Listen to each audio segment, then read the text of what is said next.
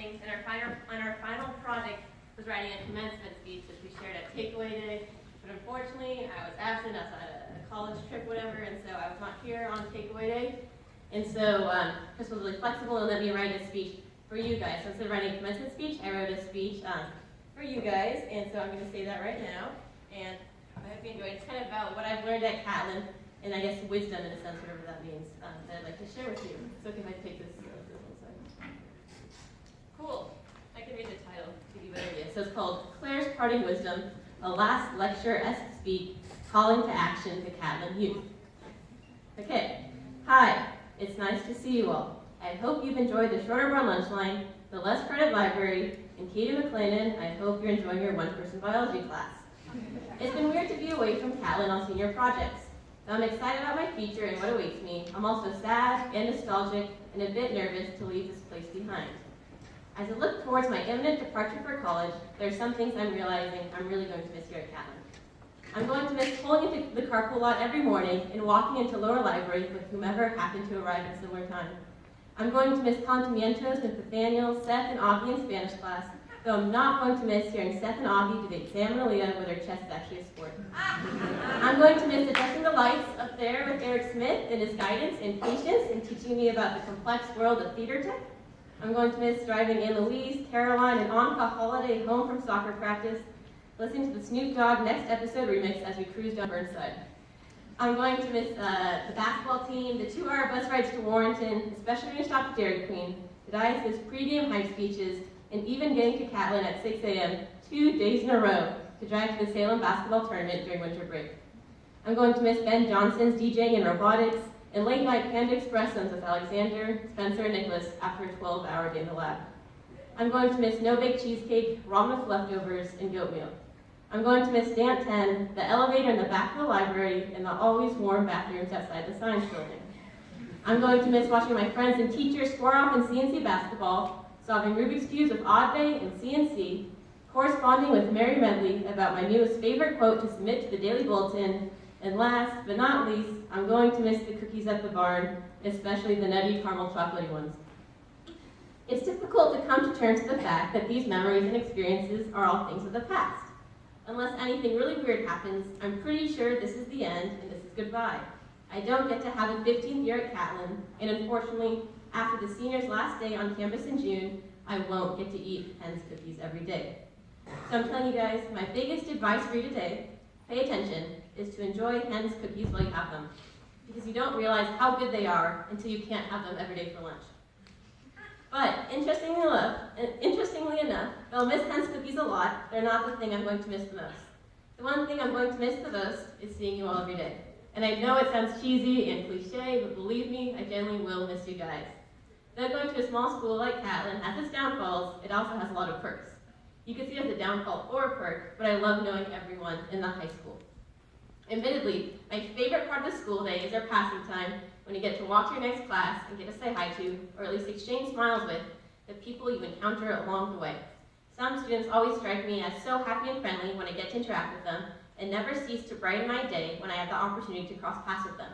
So in particular, I'd like to thank Sarah, Anusha, Lila Fenner, Keen Spencer, Anjali, Mathis, Sydney Nagy, Tyler Hilson, Hamad, Reagan, Juma, and Bailey Sneak, thank you for making a real impact on me and inspiring me with their kindness and goodwill. I love Catlin and feel immensely privileged to have been able to attend such a special school. I can't think of a better institution to have spent 77.77% of my life at.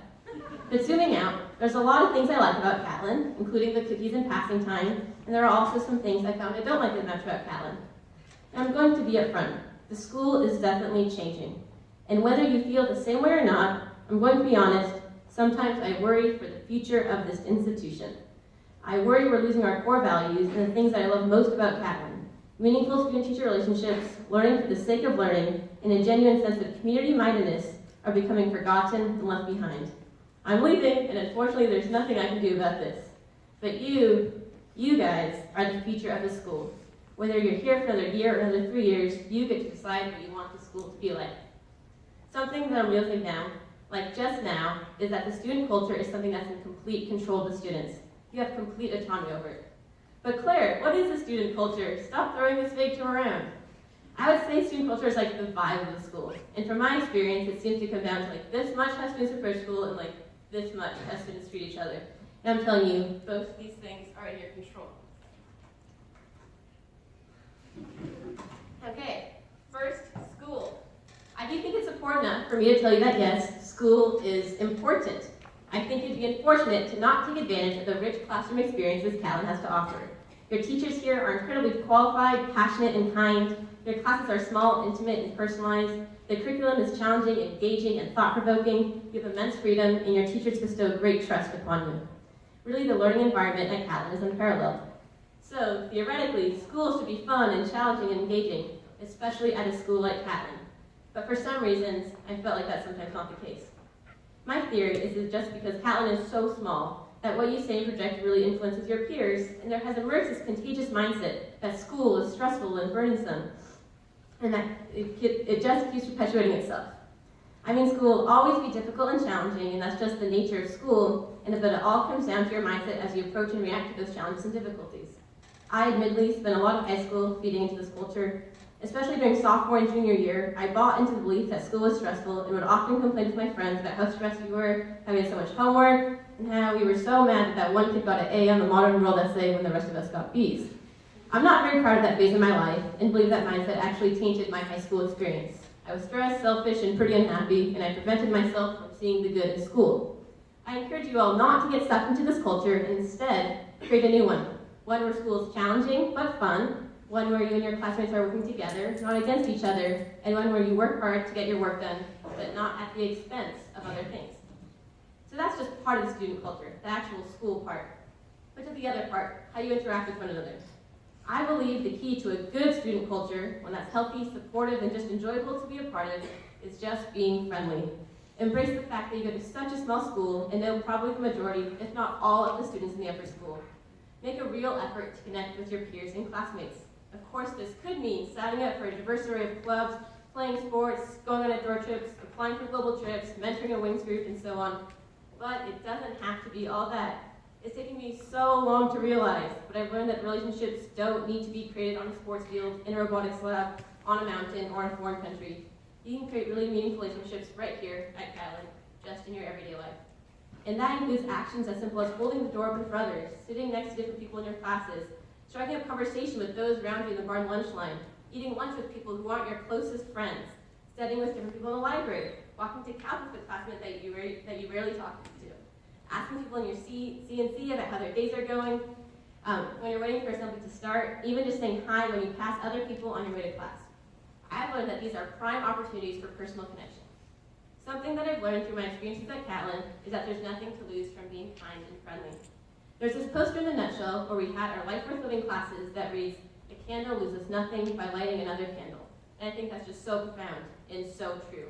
I legitimately think that being friendly would make our community so much more empathetic and us as students much more connected to each other, and would in turn perpetuate a culture of kindness, collaboration, and community that would make Callan so much more inclusive and enjoyable to be a part of.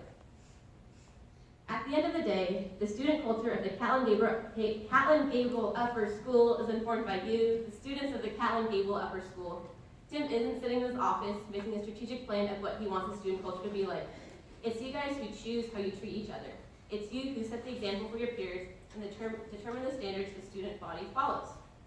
Next school year, you, sitting in here in Cabell today, will make up 75% of the student body. You 240 or so people are the people that incoming freshmen are going to look up to. I know I keep saying this, but it's all up to you guys who take the values of the student body. And it comes down to little things, like I said earlier, that most influence this culture. It comes down to just being friendly people, understanding that you could go through Callan with your closest friends, doing your own thing, never trying to expand your connection or get to know others, and probably do just fine.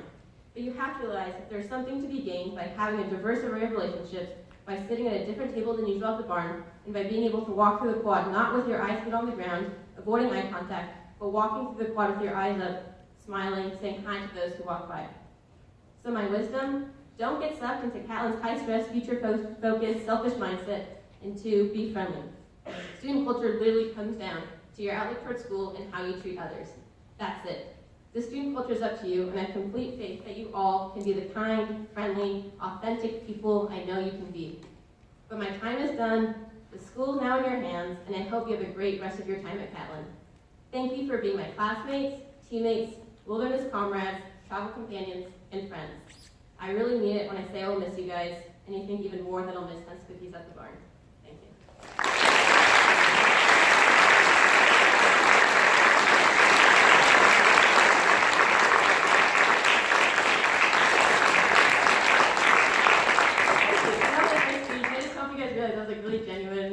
I came here because I really wanted to say that. I think the one thing that I learned at Catlin is how much power you guys all have as students, and like not like kind of like CJ say elective power, the kind of the sports team power, just like power as individuals, and that's something that I definitely regret not using like earlier in my Catlin career. So next time you're complaining about how Catlin's a college prep school that's too competitive, like do all you can to change that. Talk with your friends about your classes and the subject matter, not grades. And next time you're talking about the social divisions at Catlin, how you wish you were more inclusive. Just like sit with someone else at lunch or try to be more inclusive yourself. So, Gandhi was really smart, and he said, be the change you wish to see in the world. And I'll kind of elaborate and, parody that as, be the change you wish to see in the school. But I just hope you guys realize the power you guys all have as individuals and take advantage of that. But it was nice being here to speak, and I look forward to seeing you guys around in the coming weeks. And, yeah, you can go to lunch.